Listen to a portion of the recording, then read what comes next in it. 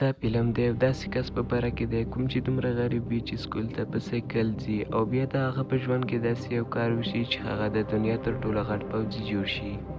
د فلم په شروع کې موږ د اوکراین یو ښکلی ځای وینو. هلته نیکولا د خپلې ښځې سره په یو وړوکي شان کې کور کې اوسېږي.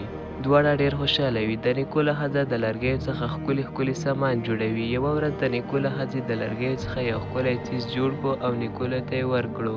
نیکولا په نږدې یو سکول کې د ریاضي استاد وي. په سایکل باندې ځي او راځي. د نیکولا په کور کې ټي وي نه وي، نو هغه چې کله سکول ته لاړ شي هلته خبرونه اوري. یوه ورځ دی په خبرونو کې ګوري چې روسیه په یوکرین باندې حمله کړې ده. د دې خبر د اورېدو نه وروسته هغه کلاس ته لاړ شي او زده کوونکو ته په ښکلي انداز باندې تدریس شروع کړي. په دې کلاس کې یو بدمعاش هلک هم وي چې هغه هر وخت نیکولا په تنګوي او په دې تمه وي چې کله به هغه له کلاس څخه ووځي، خو نیکولا هغه ته هیڅ نه وایي او ټولو زده کوونکو ته په یو ځای سبق شروع کوي. یوه ورځ نیکولا چې د سکول په طرف روان وي، په لاره کې یو څو پوځیان وګوري، خو هغه سوچ ونه کړي او د سکول په طرف روان شي.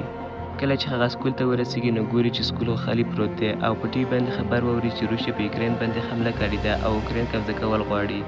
د دې خبر له اورېدو نه وروسته نیکولا په تیزۍ سره خپل کور په لور روان شي، ځکه چې هغه ښځه هلته یوازې وي. کله چې هغه کور ته ورسېږي نو ګوري چې د روسیې پوځیانو د هغې په ښځې باندې حمله کړې ده. کله چې نیکولا د خپلې ښځې بچ کولو کوښښ کوي نو پوځیان دی هم ووهي. نیکولا دوی ته وایي چې دې ته زما ویلی د مور جوړېدو والا دی. پوځي د هغه یوه خبره هم نه اوري. کله چې د نیکولا ښځه پاڅي او پوځي ته ډبره کش کړي نو هغه پرې ګزار وکړي او د نیکولا ښځه مړه شي. نیکولا د خپلې ښځې څنګ ته کښېني او ډېر وژاړي. لږ ساعت وروسته د اوکراین یو څو پوځیان راشي او د نیکولا ښځې ته قبر وباسي او پکې ښخی کړي. کله چې نیکولا شاته ګوري نو د هغه په کور کې اور بلیږي. نیکولا اوس د روسیې پوځیانو څخه انتقام اخیستل غواړي. نو د دې لپاره هغه پوځیانو ته ووایي چې ما درسره په پوځ کې شامل کړئ. کله چې هغه هلته ورسېږي نو د پوځ مشر هغه په پوځ کې وانخلي. نو نیکولا هغوی ته ووایي چې د روسیې پوځیانو زما ښځه مړه کول، زما کور یې وسوځاوه او اوس زما زندګۍ هېڅ پیدا نشته.